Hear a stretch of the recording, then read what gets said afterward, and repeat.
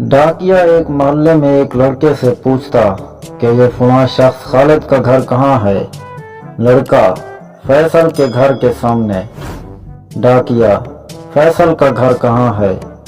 लड़का, खालिद के घर के सामने। डाकिया, अच्छा तो इन दोनों का घर कहाँ है। लड़का, आमने सामने।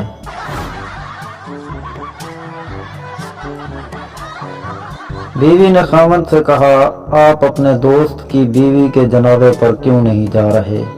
उसने आपको खास तौर पर बुलाया है, आप उसके जनाजे पर जरूर जाएं। खामद ने कहा, मैं नहीं जाऊंगा।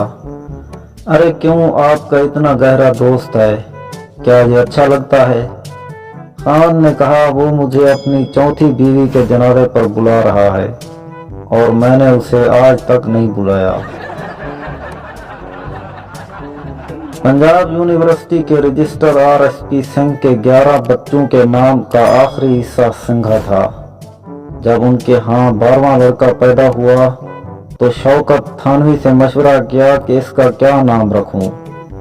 इस पर शौकत साहब ने बेसाख्ता कहा, आप इसका नाम बारा सिंघा रख दीजिए।